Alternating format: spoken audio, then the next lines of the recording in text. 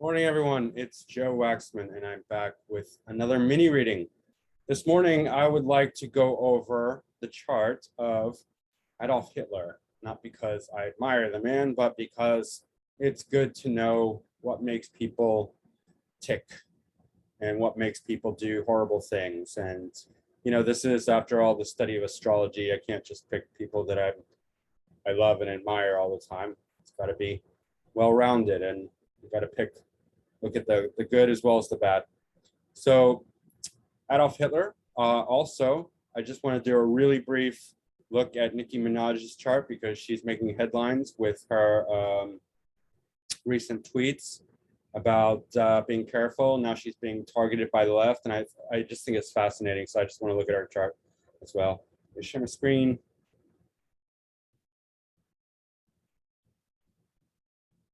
All right. So this is just a quick one of Nicki, and I didn't do a full mini reading of Nicki. This is a mini reading because there's no birth time, right? They don't have it on Astro Theme, and so unfortunately we can't dig too deep, but we can just do a really peripheral look. She's got this massive Sagittarius stellium with Sun, Uranus, Venus, Neptune, Mercury, and this is really one of the common symbols you'll see in artists, musicians, Mercury and Venus. It gives a real great ability to understand music because Venus is the significator of beauty, arts, aesthetics. Neptune plays into that very much as well. Fantasy, creativity, and all that, and it's feeding the intellect there. And Sagittarius is very high-minded, very philosophical, also very quick-minded, much like Gemini has that axis. So it gives a lot of that quick-mindedness that she would need for her rap, for hip-hop, for just that, right on the tip of her tongue, just, words flowing out and all that. And Uranus here too makes her a bit more exotic, extreme, unusual, different. And man, this is a highly exalted Mars. She is a fighter, definitely. I think this is the degree of highest degree of exaltation. So when they say, when she said that they mess with the wrong person, I think she's right, because I don't know what house it is in, but it's a highly exalted, so she can definitely fight. Her Mars is very, very strong. Her ability to back her words up with action is there. South Node is also in Capricorn at 4 degrees. It's going to be right about here. That's giving her extra, Mars fighting ability. Even though we can't really say it's conjunct Mars, it's still in Capricorn. When she gets older, she's going to be, after age 42, I'm not sure how old she is. She's going to be, let me just check, 1982. Yeah, so she's still got a few more years, but not too long. She's going to be more concerned with other people, because Capricorn's all about success. Cancer's thinking more about family or people, protective, caring, nursing, nurturing, things like that. So that's going to be something that she does care about. And maybe this is the early stages of that, where she's starting to think about others and not just her own career success, because she is putting her career at jeopardy in a large way by speaking out against the status quo, against the left. Her moon's in Virgo, so she's a very critical thinker, very analytical. My moon's in Virgo too. We are critical to a fault. I mean, and it registers with us on an emotional level. So it's like we're not going to get tired of getting annoyed by your inability to do things the right way. We're never, because it's our mood, it's our emotions. It hits us deep. So we're never going to let the critical nature of Virgo go. It's always going to be deeply ingrained into our psyche. It's a very sharp, analytical, critical mind, right? Jupiter in Scorpio, Saturn in Scorpio, again, very similar, because Scorpio has that psychological depth. It's the sign of no bullshit. We're going to see through your lies and see through all the deceit that you got going on. Jupiter and Saturn give her this higher mindedness. Plus, Saturn is here with Pluto, furthering that whole theme. Pluto's in Libra, but it's still pretty close. That's a very, very serious combination.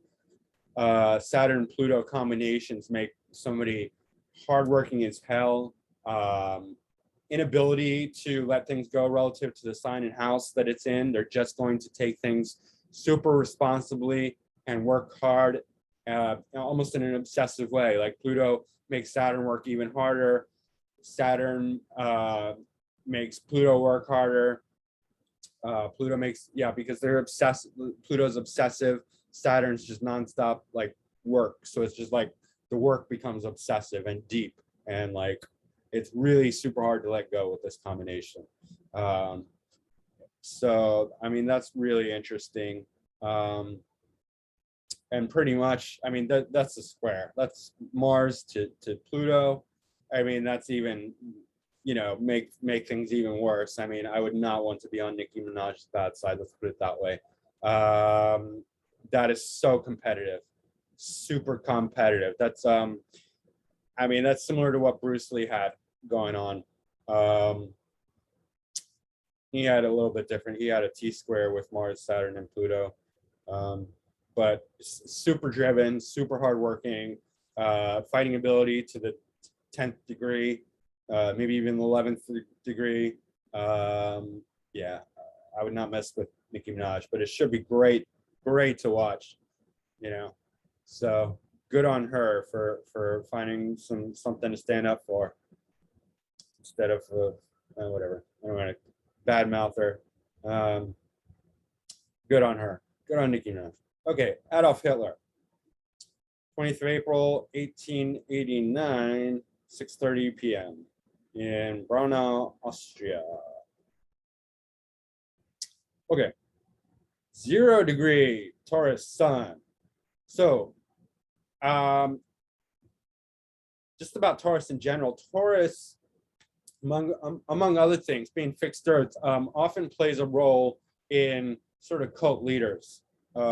If you look at the cult leaders, they often have fixed signs. Often it's Taurus, because Taurus is just so stubborn.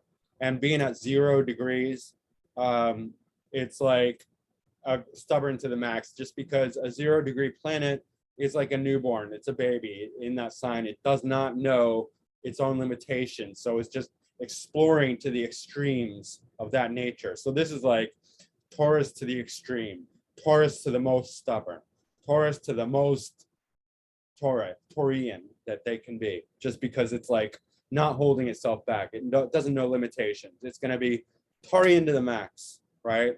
The 7th house, not a great sign for the sun, because it's just too egotistical, blinds everyone, can't see anything except itself. Good for leadership, I suppose. Good for reaching the masses. Good for yeah, just that, like not being not in a relationship, not good for a relationship. Really good for being seen and heard by the masses, because 7th house is the masses, right? And 7th house, by the way, is the house where we get heard. You know, they can hear us the most, because it's a air house originally in the natural zodiac. So it's a house of communication, along with the 3rd and the 11th. But 7th house the most. If you want to reach the most people, it would have to be planets in the 7th house, right? And so that's sun in the 7th house in Taurus. Super egotistical, super bossy, very good for reaching large amounts of people as far as like being heard. To be seen, we want to be up here, and his Saturn's here. But to be heard, we want to be here. So his moon is in detriment in Capricorn, conjunct Jupiter, debilitated Jupiter, also with South Node. This is incredibly significant in the 3rd house in Capricorn. You know, just to give you some comparison, Jimi Hendrix, Jimmy Page, Kurt Cobain have Moon Jupiter in Cancer. No, Jimmy Page had it in Sagittarius, I believe. Anyway, but definitely Jimi Hendrix and Kurt Cobain had it in Cancer. that's how you have a good Moon Jupiter combination, because Moon Jupiter is really powerful and strong. Here he has the exact opposite, the really weak one, and that's showing like a really lack of integrity deep within his most core essence, the Moon. And Jupiter, his wisdom. These are the two beings, the two planets that give us our inner, well, our philosophy and our inner mind, and they're really good friends. And here we have South Node conjunct, and that's just making matters worse. Not super tight, but it's still there, still very effective. South Node conjunct Jupiter brings sort of knowledge and wisdom. I have it in Taurus, not in Capricorn. It's better in Taurus because Jupiter is debilitated in Capricorn. So here he's getting sort of wisdom and knowledge, right? He wrote Mein Kampf, and he's supposedly like spouting out all this stuff. Not supposedly, he's spouting out all this stuff, but it's not wisdom. It's not what we call it. He thinks it's wisdom. It's not wisdom. It's something very debilitated. It's a debilitated wisdom. It's a debilitated Jupiter. And the Moon is in detriment. So when Moon is with South Node, it creates early on a lot of mental instability because South Node in the early, before age 42, you'll relive your South Node. So South Node, he's reliving his Jupiter and his Moon. They're being activated. And so this combination creates mental disturbances, like great ups and downs, emotional volatility, huge. And sometimes it can lead people towards mental illness. If the Moon is well aspected, like in a good sign, healthy sign, after the emotional volatility wears off, it can lead to incredible refined thinking, intuition, and even a lot of psychic awareness, psychic ability. A lot of really powerful psychics have Moon South Node conjunctions, right? And Moon Jupiter is I would say not really as psychic, because Jupiter's not a psychic planet, but incredible teachers and wisdom, people with a lot of wisdom. But like I said, in Capricorn, that's the worst sign for this Moon Jupiter combination. So that's really showing some negativity, something not very good in the third house of expression, right? So that's significant, his ability to communicate in a negative way. But at the same time, have something be positive about it, because Moon Jupiter is a very positive combination. And these are tightly conjunct by 2 degrees. So that's significant as far as his negativity. And whenever you see like these people who are just monsters, like J.D. Rockefeller, and Hitler, and we'll just see it again and again with people who are just not good people. They have planets with no integrity, like major planets, like Sun, Moon, Jupiter, things like that. Also, Aleister Crowley had Sun in debility, Sun in Libra, and he had other things too. All right, moving right along. Libra ascendant. Yeah, you probably wouldn't have guessed that, but it's very late at the degree, and most of his first house is in Scorpio. That's more like what we would expect. However, Libra ascendant is still great with people, and he was great with people. He was not like all hiding in his hole, just being like alone and isolated. He was a master with people, and that is very Libra. That is very much Libra, being able to really win over people, even if it's for a negative cause. He did that. Uranus is hiding out just behind the ascendant in the 12th house. Uranus is radical, right? Uranus is making his ideas radical. It's radicalizing his mind for good or bad. I mean, Uranus it's a neutral planet. They say it's a malefic, but it's not good or bad. It can be good or bad. For instance, I have Uranus on the ascendant in Scorpio. I like to think it's exalted in Scorpio and on the ascendant, and that's one of the things that make me interested and able to do astrology. Interested in. but it's not negative for me. It makes me incredibly aware, but it's making him, we have to look at the main planets, like what are they doing? And then we'll get the general direction. So Uranus is not helping him. It's making him more radical, right? Blaming everything on the Jews, basically. One thing to notice is that he was an artist early on. I don't know if you knew that, Killer. He was a painter, and he was a failed artist. Maybe he gave up too early. Maybe he just wasn't any good. Who knows? I'm not really judging him on that. I'm just saying third house is the house of artistic skills. And third house Lord is in the 10th. So he wanted to be a famous artist originally. And he had, regardless of that, he had ideas of fame because third and fourth house are ruled by Saturn. Uranus is ruled the co-ruler of Aquarius in the 12th. But the main physical ruler is Saturn. So he had aspirations for fame and recognition. Third and fourth house ruler in Leo in the 10th. Okay. But Saturn delays and restricts. So he wasn't going to be a famous artist very quickly, even though he wanted to be. And the other part of him probably wanted world renown, like power, authority, rule, recognition from a young age, early childhood, right? Fourth house cusp. Okay. So artistic skills being ruled by Saturn, wanting to be famous as an artist for his artistic skills, but not in good aspect here. And Saturn delays and restricts anyway. Okay, moving right on. Mercury in Aries and right conjunct the descendant. Oh, you want to know why he was such a powerful speaker? This is part of it. I can't say it's all of it because we've got to look at the whole seventh house.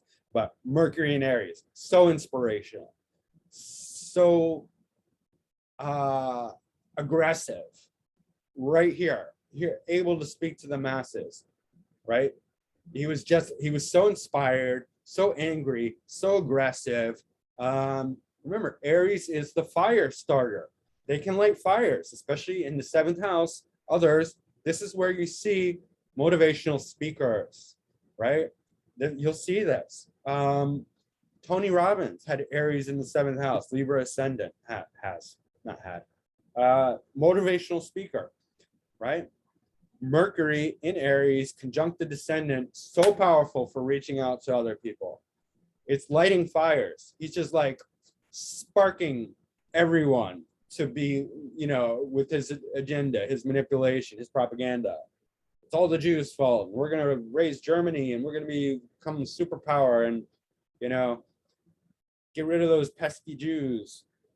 And he's able to inspire people towards that because Mercury is in Aries on the descendant, and the sun is here. I mean, the sun is no joke in the seventh house. Terrible for relationship, great for being like this, a sun, like a superstar that just is alone. That's basically what he was. He didn't really have equals. He was alone. And sun is going to make you pretty much alone in the seventh house unless you can find another sun to be with, or someone sun-like, someone strong enough to stand up to you, because it's not an easy position. Oh, and by the way, Uranus is right there, right about there, further inspiring his Mercury, in opposition. So that's the, feeding that Mercury, that fire starter Mercury, with inspirational Uranus, because Uranus is the other planet of inspiration. It's more like lightning, the inspiration of lightning, rather than the inspiration that a fire, like a flamethrower will do. Aries is more like a flamethrower, right? So you have like lightning and flamethrower together with Uranus and Mercury and Aries, opposite.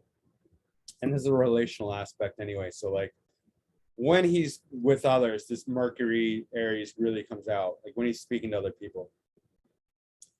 He's also got an exact conjunction of Mars and Venus.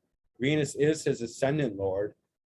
Mars and Venus is often seen in artists, right? So it makes incredible passion, very, very intense passion. Here it's in the seventh house. again, like the sun, Mars is not good in the 7th house because it's too bullyish. It's like you just become kind of like a bully. People might call you an asshole because it's just too strong. Like this is the house of equal partnerships, and Mars is not about equality. Neither is the sun. Venus is, but Mars here is just like barking out orders to everyone, and it doesn't know how to compromise. And it's just like, do things my way. That's it. Do things my way. That's it, right? And it just doesn't know how to compromise. Good for being single, right? Or good for if you also want a partner who's like that. You know, you can get together with somebody else who's very similar, right? But again, with this Aries, so it's ruling the 7th house, in the 7th house. That's just like, it's too much.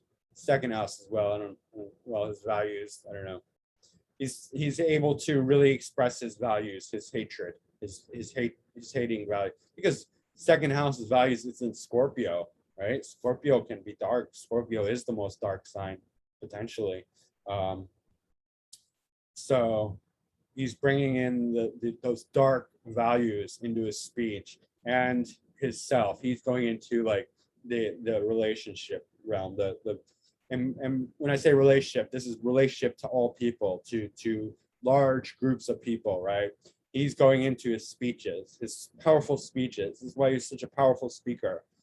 The Aries and then Venus. The Venus is like the stubborn, you know, deeply passionate. I mean, it's not passionate like Mars, but it's passionate because Mars and Mars and Venus it's making stubborn Taurus much more passionate and heated, and like a bull, you know, he's like a fire bull. He's an aggressive war bull of war. And let's not forget this square, which is just making everything worse. I mean, poor Venus is in here, and it's its ascendant lord. We can't forget that. And it's the 8th house cusp ruler. Venus is getting destroyed by malefics, Saturn square and Mars conjunct. Okay, that is not good for Venus. That is not good for his treatment of women. He was horribly abusive to women by this, because square to Mars and Saturn, by the way, Saturn in the 10th in Leo is a tyrant. This is a tyrant. I have Saturn in Leo in the 9th quadrant, but it's getting close. And then Mars and Leo in the 10th. I can be a tyrant, but I don't have all these negative things going on that makes me so bad. But this is Saturn's a natural leader. Leo's the king. So here we have a king leader, tyrant, right? In the 10th, okay? And it's squaring Mars and Venus. Mars square Saturn is not good. It's violent. Any hard aspects between Mars and Saturn, like I know, have potential towards violence, accidents, abuse, extremes of, you know, he would have been better as, you know, you could take out this energy by like a lot of intense physical activity, going on adventures and stuff like that, instead of killing Jews. I mean, it's an option. It's an option. You know, if I would have counseled him, I'd be like, you know, Hitler, you should do some extreme sports. Why don't you go climb Mount Everest instead of killing Jews? That's what I would have said to him. But joking aside, he's also getting badly abused in this combination, his self. So he feels very mistreated by his own energy, by the way, because it is his ascendant lord, Venus. So he's getting abused, and he's getting angry, and he's failing at his art, and he's taking it out on Jews and other like gypsies, you know, the disabled. They were just killing all the people who they thought weren't a good part of society. Strange that this is coming up now. I think we're having a resurgence of this Hitler mindset. So yeah, this Venus is not very happy, even though it's in its domicile. The Mars and Saturn are beating the hell out of it. And Venus here also is representing the lower section of society, because he's a man. Venus represents women. So Venus is naturally representing all those that are in a way more feminine, to him, to his mindset, which would include the Jews and the gypsies and the disabled and the elderly and the mentally handicapped, because all of those represent something that's less masculine, less physical. You know, Jews were not out. The Jews were more the intellectual. They weren't like the hard workers, the soldiers, the sportsmen. They were the, you know, they were the softer side of class. They studied the Torah. You know, they were forced to be bankers a lot of times. I'm not making excuses, but there was a lot of prejudice before then that they couldn't work in regular society, and by default they had to become bankers because usury was not allowed in Christianity at that time. Like they said, you know, it was a sin to lend money for a profit, and the Jews had no such restrictions. I'm not making excuses because the Rothschilds are just as evil, you know, like, but that was part of the dynamic in Europe at that time. So the Jews represented a softer section of society, one that was more intellectual. By default, it wasn't anyone's fault. It was the religious dynamics, right? People have a hard time accepting these things. Like, Jews, they have all the money. Like, get over it. It was just part of the dynamic at that time. The usury laws of Christianity. Christianity is so black and white and dogmatic, and Judaism is not like that. In Judaism, there's a lot more flexibility. We can question things.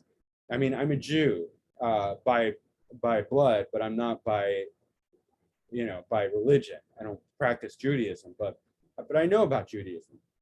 You're allowed to question things. You're not allowed to question things in Christianity. So that's why there was difference there, right? And so Jews became bankers. Anyway, so Jews and all the other Venusian type, you know, Venus, money, okay? Venus is getting beat up here, okay? And he feels beat up too because it's his ascendant lord. He feels beat up and he's taking it out on others.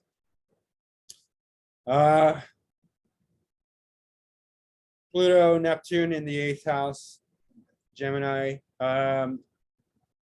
occult. My gosh, I mean, I have Gemini in the 8th house.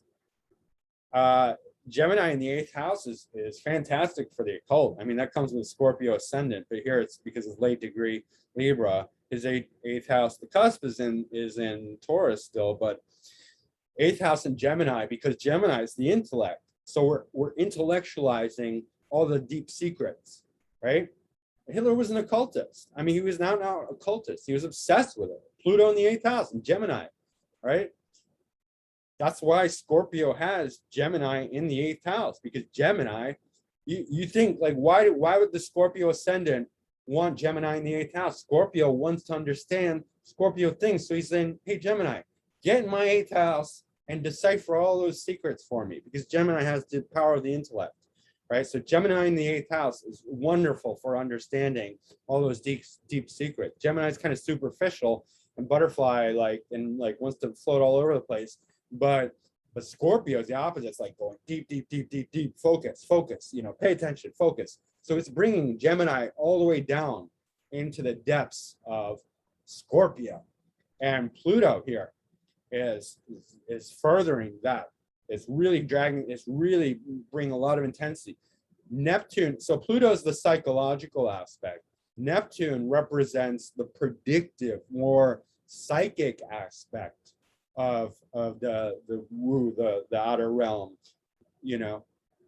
The 3 outer planets, you know, Uranus represents more the awakening, the awareness, higher awareness of reality, of everything. You know, Uranus just blasts your mind open. You're just like, wow, okay, now I know everything, you know. On the surface, like it's different than Scorpio depth of perception, right? Scorpio digs deep, and Neptune is just connecting with the mysteries, with the beyond logic, beyond time and space. It's just a connection with the unknown, with the hidden realms. So that's why it's like psychic predictions. So he was deep into the occult. He really was. He did a lot of things that were still, I mean, Hitler was the inspiration for the German UFOs, which a lot of people think didn't even happen, but it happened. I mean, they met with aliens. They got UFO technology, set up a base in Antarctica. And when Admiral Byrd set a fleet to Antarctica with his planes, he got the shit kicked out of him because they had UFOs and they were doing circles around these planes. And then those UFOs years later showed up above the White House. We have photos of that, and that's real. That's not made up. That's not fantasy. And basically, as a symbol of that, the German Nazi, occult, section, the Vril Society, whatever it's called. That whole occult thing was real, and that the UFOs were there and developed and powerful. Basically, like, we can kick your ass, USA. So are we going to come to terms or what? Because it was like that. It was like, we're flying over the White House. There's nothing you can do. We're far more powerful right now than you are. So you're either going to work with us or we're going to destroy you. That's what that meant. And so the U.S. did come to terms. This was after the war, by the way. They came to an agreement with the Nazis because of that. Just giving you a bit of history, occult history, because I got on the eighth house occult Gemini thing. So that was all Hitler, and that was all Pluto and Neptune in Gemini in the eighth house, right? Deep occult fascination and ability to understand it too. So that's what Antarctica is. It's a Nazi base, and we have, we're working there together with the Nazis. Nazis still exist, by the way, just in case you're all wondering. They have a base in Antarctica, a base on the moon. We have a base on the moon. We learned a lot of our secret space technology from the Nazis, from their interaction with aliens, but we've also had our own interactions with aliens. But it's been a collaboration, because don't think for a second that the Nazis went away. We took a lot of their scientists, in Operation Paperclip. I'm sure a lot of you know that, but the Nazis are they never went away. They're still here. We still have Nazis in the world. We still have Nazis in space. Nazis are floating around in space, believe it or not. Some of you think I'm wackadoodle. I don't care. I know I'm right. That's fine. North Node in Cancer in the ninth. I mean, this is really interesting because here's why. You'd think North Node in Cancer, oh, he's going to become much more caring and nurturing, and he'll be like a good person when he gets older because it's opposite. No, it is opposite Capricorn, but this is the ninth house. Rahu in the ninth house, North Node in the ninth house creates somebody who is wants to create their own religion. This is often you can see in cult leaders or people who make their own religion.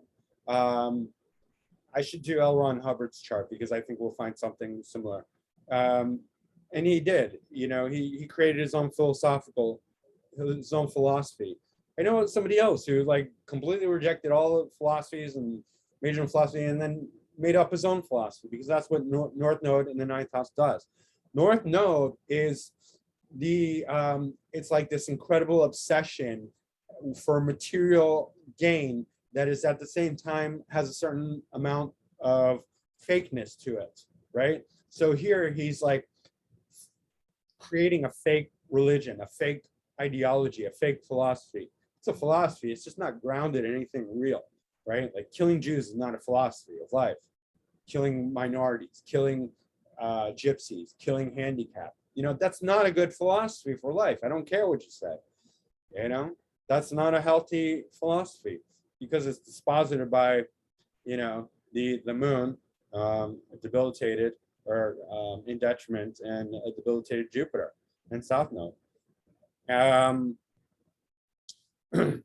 So yeah, any way you slice it, this would be better without the nodes, because then at least we would have a nice clean polarity point projection onto Cancer, where Jupiter and Cancer do excellent, right?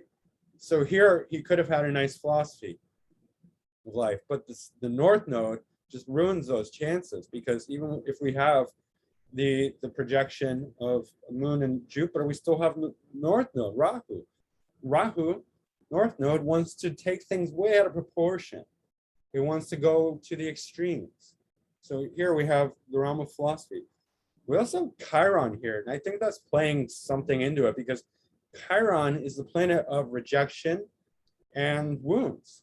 And yes, Chiron has a very high aspect to it. It can be a healer, but it also has a low aspect. And we know that Hitler is playing into the lowest vibrations. He can harness up like Satan, devil worship, like the really horrible stuff, right? So Chiron here is being dragged down to its lowest, and here it's like taking advantage of Chiron, the wounded, the rejected, because that's what he did. He was like taking the weakest segments of society and killing them.